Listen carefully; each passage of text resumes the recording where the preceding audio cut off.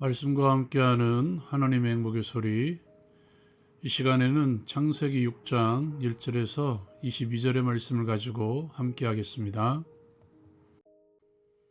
죄악으로 가득 찬 세상을 심판하시겠다고 선언하시는 하나님, 그러나 노아를 통해서 구원의 길을 열어놓으십니다.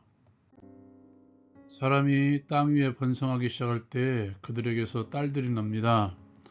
하나님의 아들들이 사람의 딸들의 아름다움을 보고 자기들이 좋아하는 모든 여자들을 아내로 삼습니다. 이에 하나님께서는 나의 영이 영원히 사람과 함께 하지 아니할 것이니 이는 그들이 육신이 됨이라고 말씀하시면서 그들의 날은 120년이 될 것이라고 말씀하십니다. 당시의 땅에는 네피림들이 있었고 하나님의 아들들과 사람의 딸들 사이에서 용사의 자식들이 태어납니다. 여호와께서 사람의 죄악이 세상에 가득함과 그들의 마음으로 생각하는 모든 계획이 항상 악할 뿐임을 보시고 땅 위에 사람 지으셨음을 한탄하사 창조한 사람을 지면에서 쓸어버리되 가축과 기는 것과 공중의 새까지 그렇게 할 것이라고 선언하십니다. 그러나 노아는 하나님께 은혜를 입습니다. 노아는 의인이었고 당대의 완전한 자였습니다. 그는 하나님과 동행하였으며 셈, 함, 야벳이라는 세 아들을 두고 있었습니다. 그때 온 땅이 부패하였고 포악함이 가득하였습니다. 모든 혈육 있는 자의 행위가 부패하였습니다. 하나님께서 노아에게 온 땅에 포악이 가득함으로 그들을 땅과 함께 멸하시겠다고 말씀해 주십니다. 그리고 노아에게 방주를 지을 것을 명령하십니다. 방주의 크기는 길이가 300규빗, 너비가 50규빗, 높이가 30규빗으로 하고 3층으로 창과 문을 내라고 말씀해 주십니다. 그리고 아들들과 아내와 며느리들과 함께 그 방주에 들어가고 혈육 있는 모든 생물은 각기 그 종류대로 암수 한 쌍씩 들여 생명을 보존하게 하라고 명령하십니다. 또한 먹을 것을 가져다가 저축하라고 말씀하십니다. 이에 노아는 그와 같이 하여 하나님이 자기에게 명하신 대로 다 준행합니다. 적용을 위한 나눔의 시간.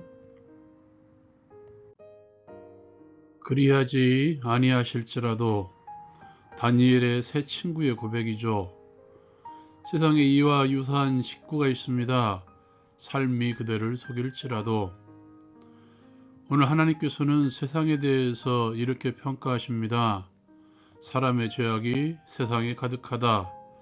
사람이 생각하는 모든 계획이 항상 악할 뿐이다.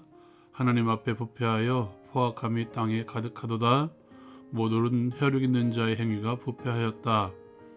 그러므로 결국 사람을 지으신 것을 한탄하신 하나님. 이것이 하나님의 선언이었습니다. 사람들의 마음과 행위까지 부패할 대로 부패한 세상. 문제는 하나님의 사람들도 이에 동조했다는 것입니다. 하나님의 아들들인 셋의 후손들이 사람의 딸들, 즉 하나님을 섬기지 않는 이들의 딸들의 아름다움을 보고 자기 아내로 삼습니다. 이들은 어쩌면 가인의 후손일 가능성이 높은 딸들이었죠. 그들의 가치관 그리고 하나님과의 관계가 아닌 오직 그들이 아름답다는 이유 하나로 사람들의 딸을 취하게 된 것이죠. 여러분, 우리는 솔로몬의 마지막을 잘 알고 있습니다. 결국 그들 또한 하나님을 섬기지 않는 결과로 이어지게 되죠. 그로 말미암아 세상에 죄악이 가득하게 된 것입니다. 하나님의 아들들, 하나님께서 아벨 대신에 보내준 셋의 후손들마저도 죄악에 물들어 버린 세상이 된 것이죠. 어딘가 흡사하지 않습니까? 지금 우리가 살아가는 세상과 말입니다.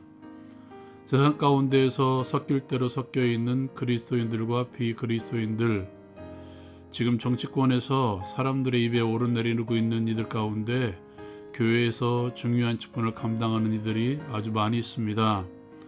목사들은 어떻습니까? 여기저기서 들려오는 각종 목사들의 이권 개입의 소리들. 교회 안은 어떻습니까? 오히려 교회가 더 세상에 가까운, 세상보다 더 패악한 모습이 일부 교회 가운데에서 보이고 있죠. 그렇다면 그들이 잘못될까요? 그렇지 않습니다. 오늘 말씀에 보면 하나님의 아들들과 사람의 딸들 사이에서 태어난 자식들을 용사라고 표현하고 있으며 고대에 명성이 있는 사람들이었다라고 평가하고 있죠. 참 아이러니하지 않습니까? 그렇게 살아가면 하나님의 심판을 받아 잘 안 돼야 될 텐데 더 잘 되고 있죠. 오늘날 입에서 오르내리는 모든 이들이 권력의 정점에 서 있는 이들입니다. 더 많은 것을 누리고 살아가고 있다는 것이죠. 그렇다면 이러한 세상에서 똑같이 흘러가야 되는가? 이렇게 말씀드려야 될 것 같습니다. 어쩌면 거의 대부분의 교회가 노아 시대와 유사하게 흘러가고 그것이 하나님께서 주신 축복으로 알고 살아가는 교회와 세상 가운데에서 나 혼자 잘난 체 하고 있는 것은 아닌가? 혹시 저들이 맞고 내가 틀린 것은 아닌가? 여러분 그런 생각이 들 때마다 이 한 구절을 꼭 기억하십시오. 그러나 노아는 여호와께 은혜를 입었더라.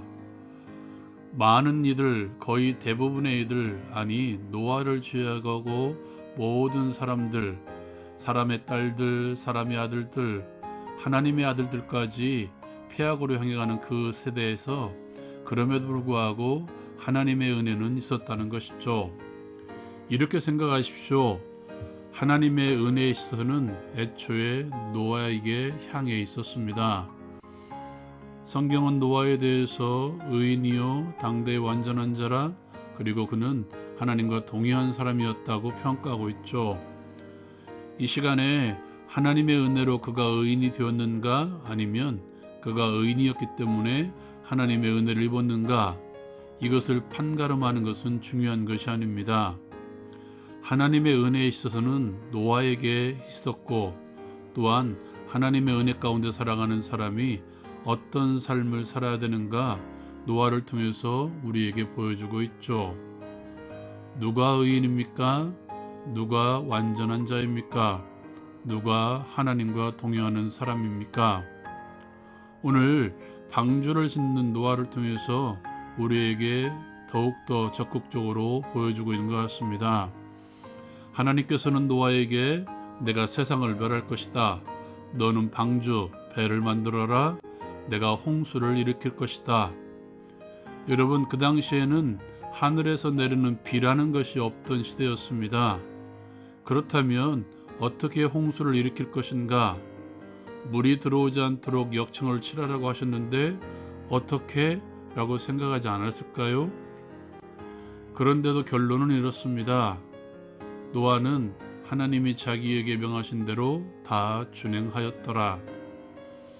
하나님의 은혜로 인해서 그는 하나님과 동행하였으며 하나님과 동행함을 하나님께서 명하신 대로 다 준행하는 것으로 드러내었다는 것이죠. 여러분 이것이 하나님과 동행하는 삶의 모습입니다. 그것이 하나님의 은혜를 입은 자의 삶이며 하나님의 은혜의 성에 함께하는 삶입니다. 기억하십시오. 많은 사람이 그리할지라도 하나님의 시선은 항상 한 사람에게 있습니다. 여러분 주의 말씀대로 다 준행하십시오. 적용을 위한 기도의 시간. 하나님의 은혜의 시선을 우리에게 주옵소서. 하나님께서 원하시는 좁은 문으로 들어가게 하옵소서.